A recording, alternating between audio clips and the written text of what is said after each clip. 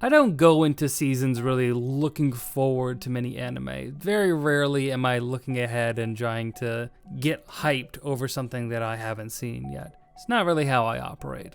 But when I researched Vivy Fluorite Ice Song, I was so excited to see more. It's an anime handled by Wit Studios, who I talk about all the time as one of my favorites. Co-written and co-created by the writer for ReZero, which is another series that I have a lot of affection for, and I've talked about a few times on this channel. There just seemed to be a lot going for this anime, and I was really excited to dig into it. And now that I've completed the series, I have a lot of thoughts. But before we get into all that, if you like anime reviews, if you like someone who discusses anime topics or reviews modern anime that's coming out, then I highly recommend subscribing to this channel and telling me in the comments what you would like to see me talk about.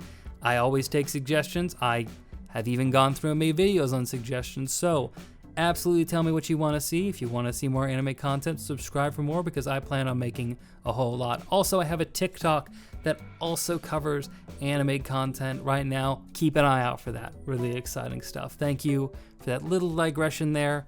Let's get right back to the video. Let's just summarize what exactly this is. In the future, humanity has started to create autonomous AIs. In their creation, scientists have discovered that these AIs can't handle multiple missions. They need to have one set task they can focus on, because if they have too many, they just kind of fail at everything. So the first of this autonomous AIs is named Diva. Diva's goal is to make people happy with her singing and to sing from her heart. The wording of that mission is very specific, and we'll get to that. From her, autonomous AIs grow and spread all over the world until 101 years after her birth, the robots, take care of humanity.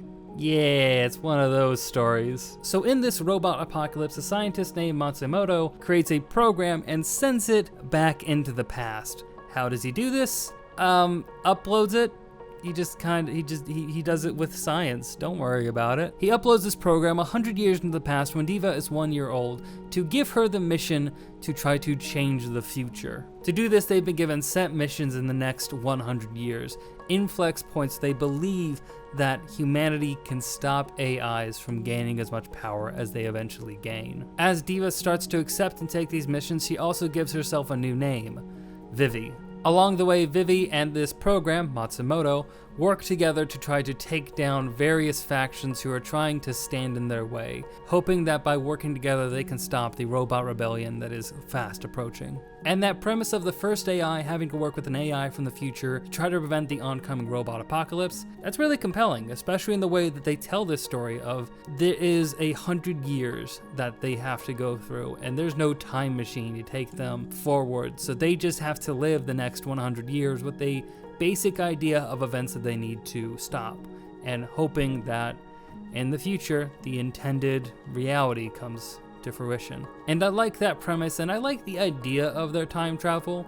It doesn't really make a whole lot of sense to me, because how do you upload something into the past? But it's sci-fi time travel, so if you really get stuck on that, you're not going to enjoy any kind of sci-fi show. On the face of it, Vivy does have a lot to offer. It's animated by Wit Studio, one of the most talented animation studios out there today. Their fight scenes are still as amazing and kinetic and fast as ever, as you would expect from the series that created Attack on Titan. While Vivy is not an action-based show, so you don't have as much action as they might have had in other previous series, the action that they do have is incredibly well executed. And there's a lot of still moments that you can really feel the robotic nature of Vivy. Most of the time, as an anime character, you can tell that she has this looks like it's from Detroit Become Human.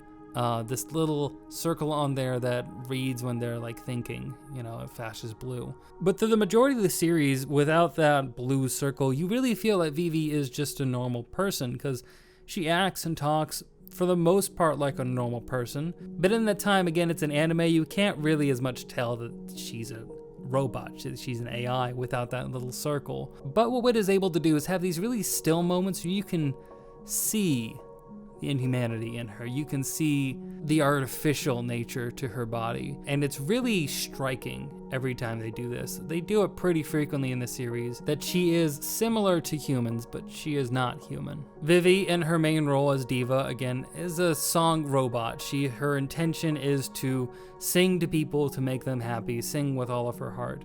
And according to that, there is a lot of really great songs in this anime. The opening especially is incredibly well done, and because it's mixed around with performances that she does, so in some episodes it'll start with her as a performance and then flow into the opening theme. And that feels like a really unique way to do that. They don't always do that. Sometimes it's a more standard cut, go to the opening theme, cut back to the show. But there's a lot of ways that they kind of blend the opening into the actual fabric of the show. I also think that there's just a extraordinary amount of characters in here that are really fleshed out and given life. But one of the drawbacks in this kind of series is that it does deal with the interactions between robots and people in the future. But if you're generally familiar with people and AI interaction stories in general in sci-fi, then this isn't going to offer a lot of new things to you. There are some stories that are handled in different ways, told in different ways, that I did find compelling. I won't get into details about them, but there's a lot of stories that it does that are told in a new light that made me think, but I never felt like I was seeing something brand new. I always felt like it was something a little bog standard for sci-fi, which I will say is what kind of led to this not being exactly what I had hoped for. Not again to say that I'm disappointed or I think this is a bad show at all. I think it's really well made. Again, the animation, spectacular. The music, spectacular. The characters, well fleshed out and well done. There's humor there, and there's a lot of key components of an anime that should make it just stick. But for some reason for me, I could never fall in love with this series. I could only just appreciate it as it's good. It's really good. There's a lot of technical skill going on, and a lot of people put a lot of hard work into this, and they did a good job. But I can't be grabbed by it. Getting back to a point I mentioned really early, Vivy does have her goal state that she needs to sing with all of her heart, which, as a robot, of course, she's confused about that. What's a heart? What is heart? What is soul? How is a robot supposed to understand that?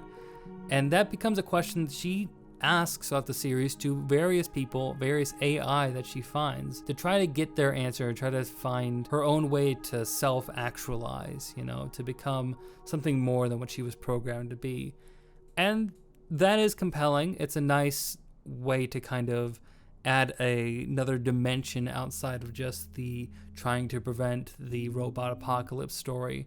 But again, this isn't something I think is very unique to these types of stories. So it's not something I feel compelled to rave about, because it just, that's a story.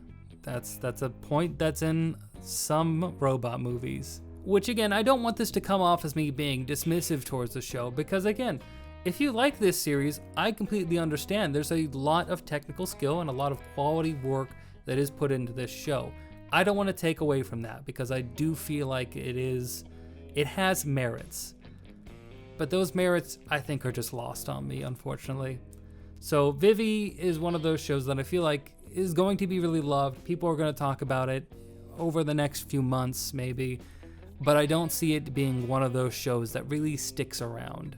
Anime throughout its history has always dealt with these kind of robot storylines, from Ghost in the Shell to fucking Alita Battle Angel. So this isn't really fresh ground for anime to tackle. And while I think it is a valiant effort, it isn't a series that I'm going to be thinking about into the future, I don't think. Make of it what you will. If you want to see some high quality animation by Wit, you're just looking for some sci-fi settings, then this is probably an anime that's really going to stick with you, that you're going to enjoy as you go through it. This series is only 13 episodes, so it's not a long watch by any means. And if you're looking to scratch that sci-fi itch, then this is going to be right up your alley. So if that's what you want, go right for it. But that's all I have to say for now. I have a few other videos on spring 2021 anime that I am working to get out right now. So if you want to see more anime reviews, be sure to like this, comment to tell me what you thought about the series, and subscribe for more. Thank you very much for watching this video. Have a great day, great night, or whatever it is you're having, and stay rad.